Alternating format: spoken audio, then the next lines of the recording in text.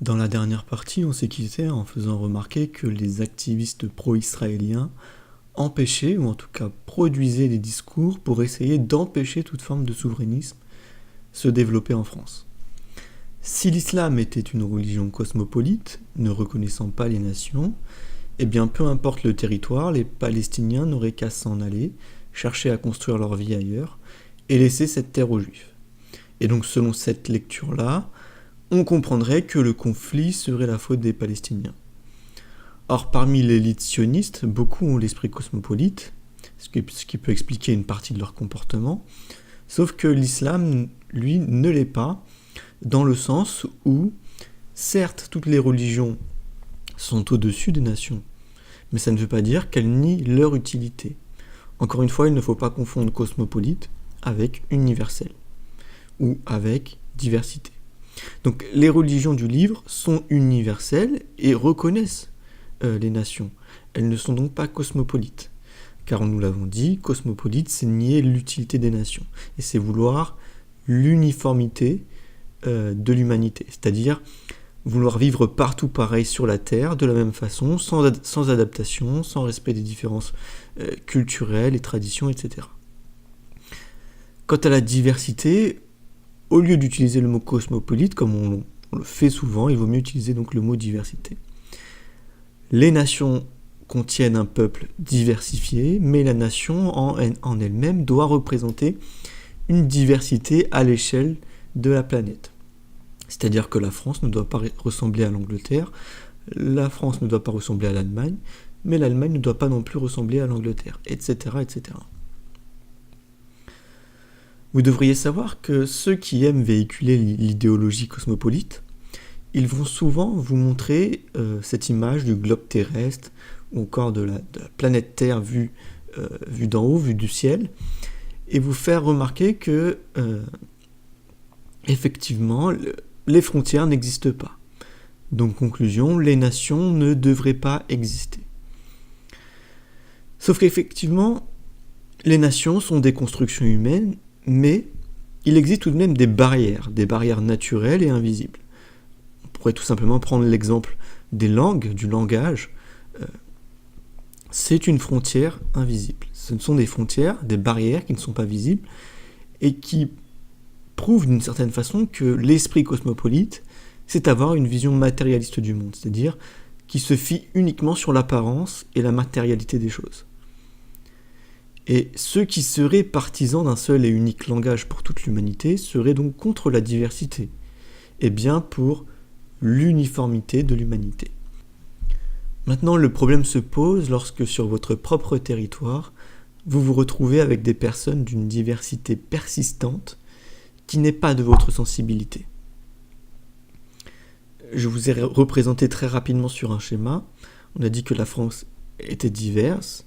Donc par exemple, elle va comporter des nuances de vert, le vert étant la sensibilité de la France, alors que les autres pays vont donc avoir chacun leur propre sensibilité, avec leur propre diversité, représenter une autre couleur que celle de la France.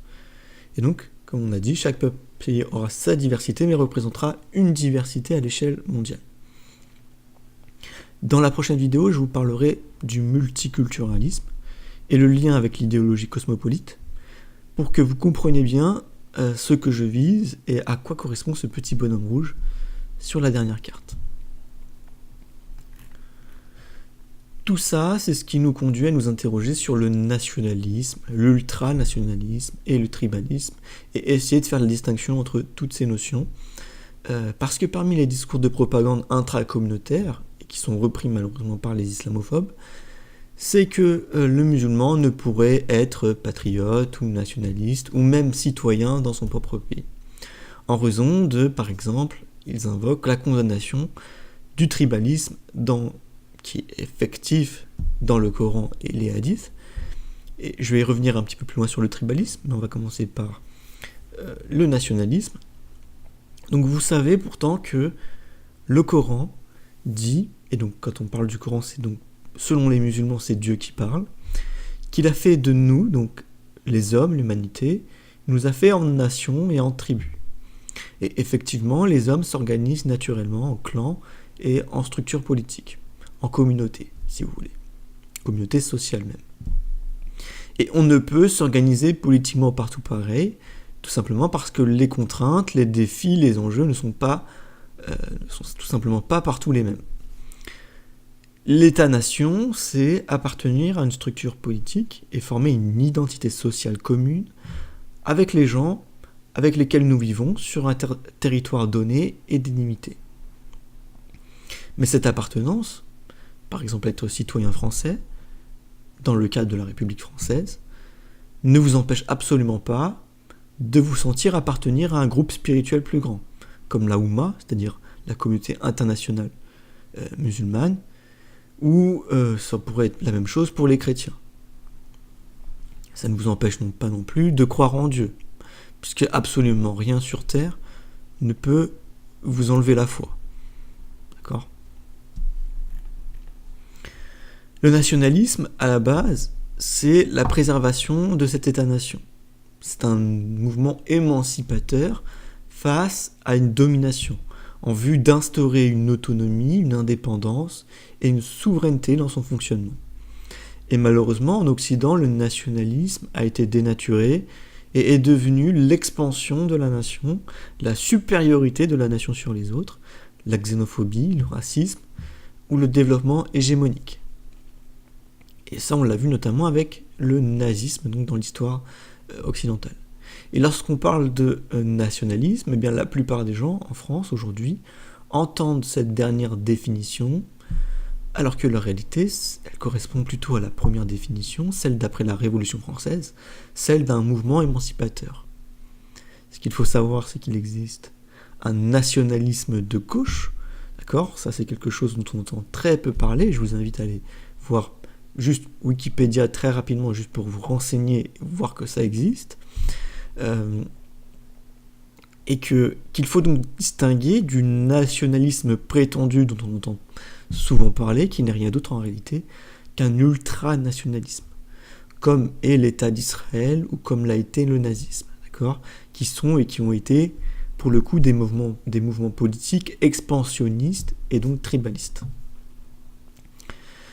Ultranationalisme, je fais une petite parenthèse, c'est aussi le mot qui a été utilisé dans la lettre du New York Times par Albert Einstein, donc cette lettre qu'il a signée, que j'ai citée dans ma vidéo précédente.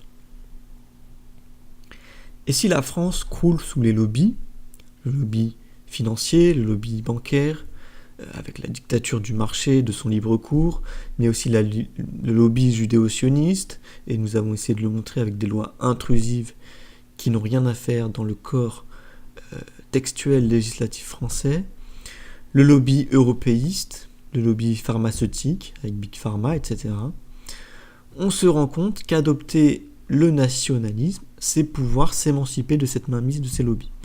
C'est en quelque sorte retrouver notre propre souveraineté. On pourrait dire aussi souverainiste.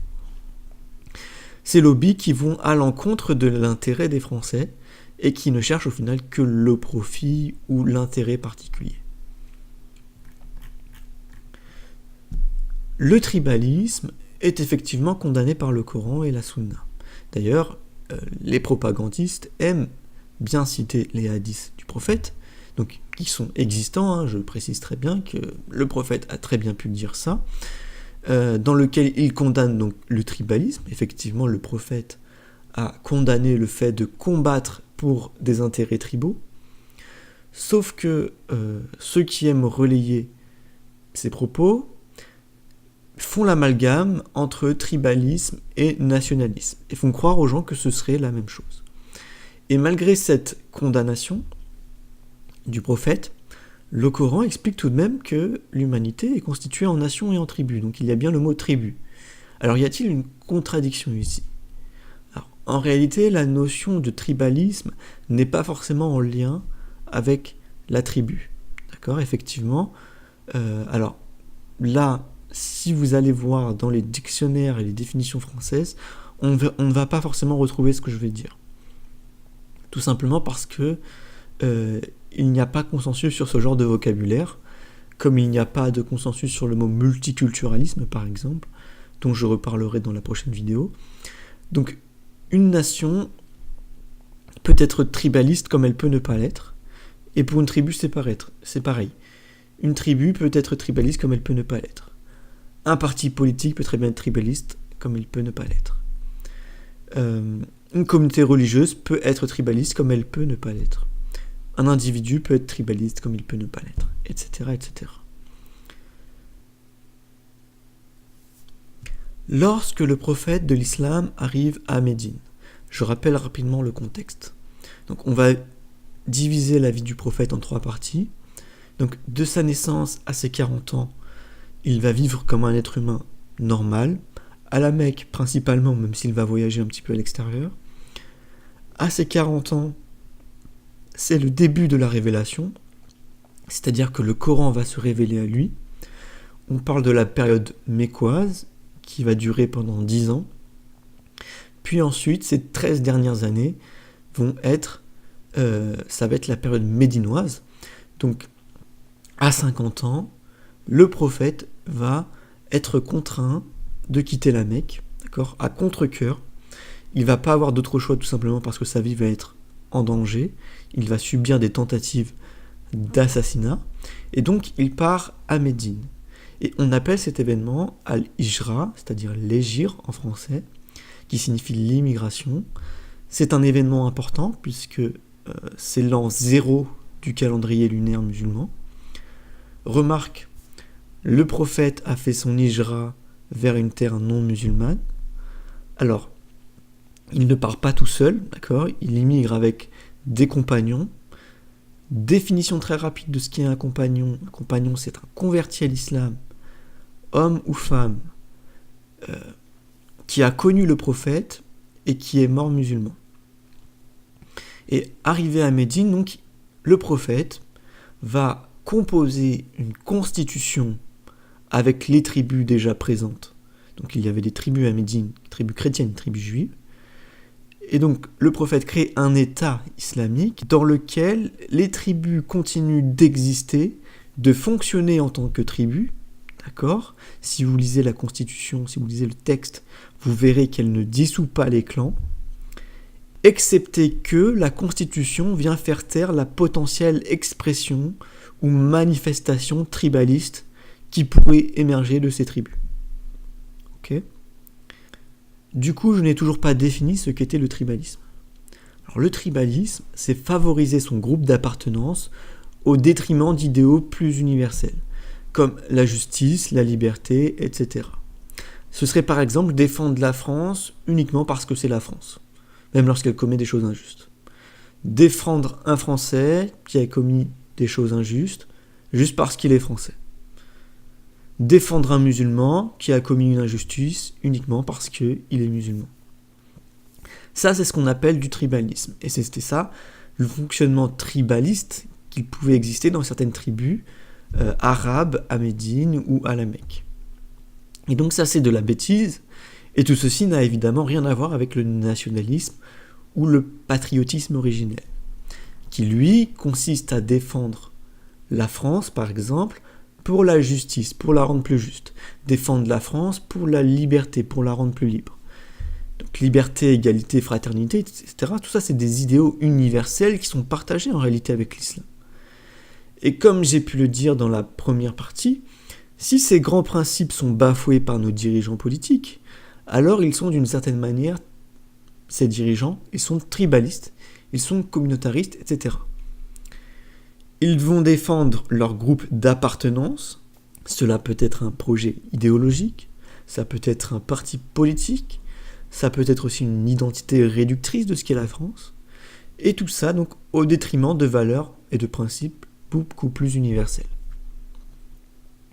dont se réclame normalement la République. Donc le nationalisme, c'est aussi une solution contre l'affaiblissement culturel de la France, face à la mondialisation. Et bien évidemment, être nationaliste ne signifie pas être contre la mondialisation, mais c'est vouloir contrer le mondialisme, qui est l'expression des effets négatifs et pervers de la mondialisation. Les courants mondialistes, pour faire simple, alors il faut bien comprendre que les courants mondialistes, c'est pas des complots, d'accord, mais c'est des stratégies qui permettent d'agrandir les marchés potentiels, c'est-à-dire d'augmenter les cibles potentielles de consommateurs, Si vous voulez, pour faire simple, c'est pour vendre plus et augmenter son chiffre d'affaires. Et encore une fois, vous pouvez lier tout ça avec évidemment le capitalisme. Pour vous donner un exemple concret que je connais assez bien, avec le mondialisme arabe, c'est par exemple la stratégie de susciter une identité arabe fantasmée en lien avec l'islam et donc la susciter chez les musulmans du monde, pour après créer des produits dont les musulmans seront la cible première, avec lesquels ils se sentiront concernés, avec lesquels ils se sentiront une certaine sensibilité.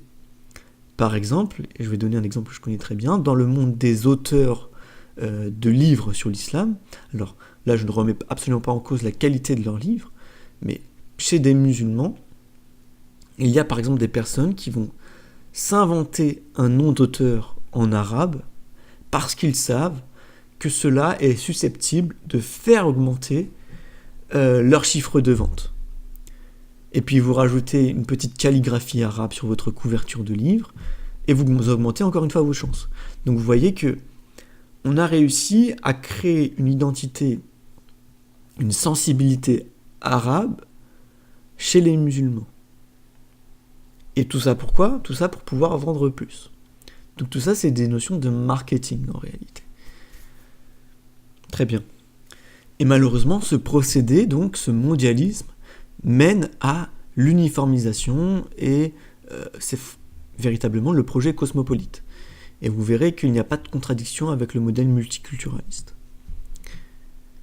Alors, si je suis souverainiste ou nationaliste, ce n'est que parce que je suis un musulman vivant au début du phénomène de la mondialisation.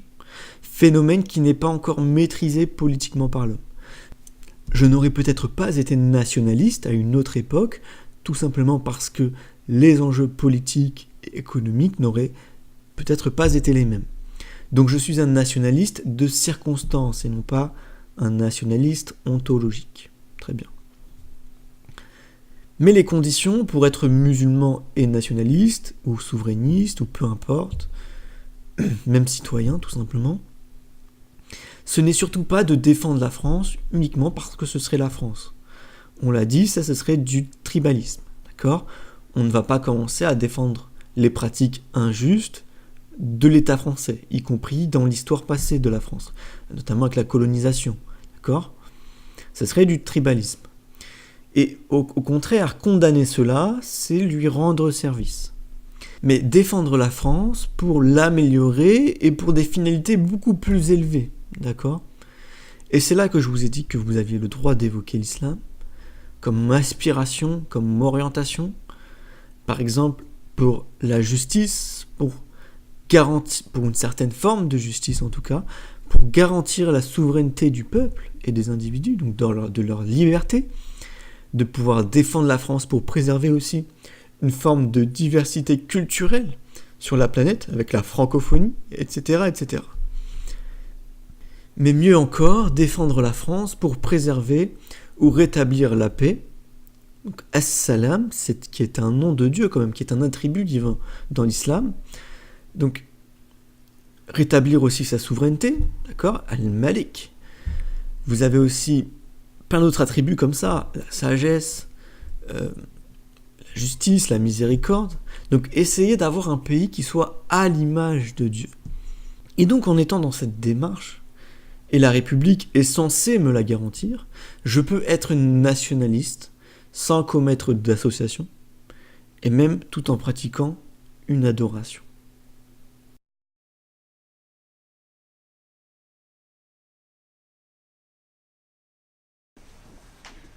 Je me contente de citer, c'est tout.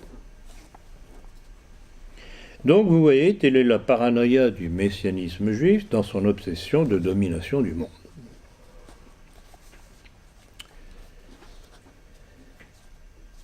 Et pour qu'aboutisse leur obsession messianique, il leur faut détruire toutes les religions, tous les peuples, toutes les nations.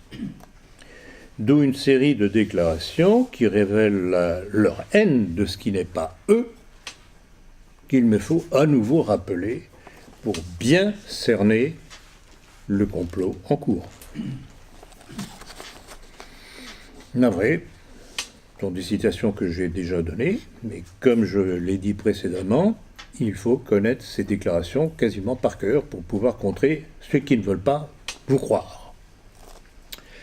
Je vais donc commencer par Edmond de Rothschild dans la revue Entreprise du 18 juillet 1970, qui disait ceci: « Le verrou qui doit nous sauter, c'est la nation. »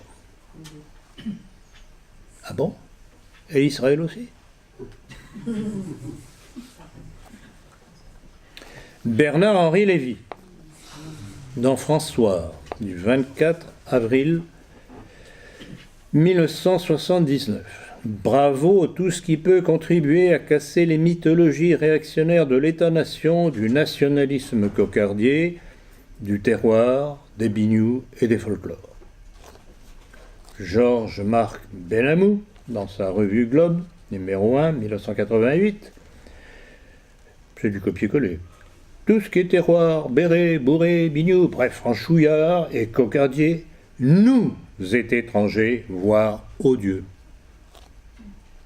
Pierre Berger, le regretté mécène de Globe et des publications gays, la patrie est le mot qui nous est le plus odieux. Israël aussi. Nous, qui sommes-nous? Et j'ajouterai cette question: la patrie est le mot qui nous est le plus odieux, et j'insiste, pour Israël aussi. Il y a un problème là. Et puis celle, encore plus démonstrative, de Jean Kahn, président du Congrès juif européen et du consistoire israélite central, du consistoire du Bas-Rhin, de la commission juridique du Conseil économique et social et de la Commission européenne racisme et xénophobie, promu président de la Commission des droits de l'homme par le gouvernement Chirac-Juppé, qui, dans la Tribune juive d'avril 1996, déclarait ceci, qui démontre leur volonté de destruction de la France, née sur les fonds baptismaux avec Clovis. Voilà ce qu'il disait. Mon parti politique, c'est le peuple juif. Et il estimait que toute référence au baptême de Clovis est puissamment incitative à la haine raciale. Et il réprimait qu'elle soit durement réprimée sous toutes ses formes.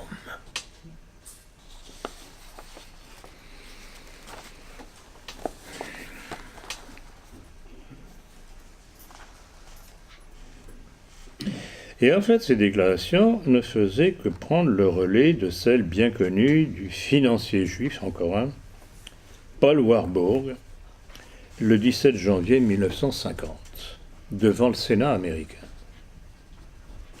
Nous aurons un gouvernement mondial, que cela plaise ou non. La seule question est de savoir s'il sera créé par conquête ou par consentement. Et le coquelet Macron ose venir nous dire qu'il n'y a pas de complot.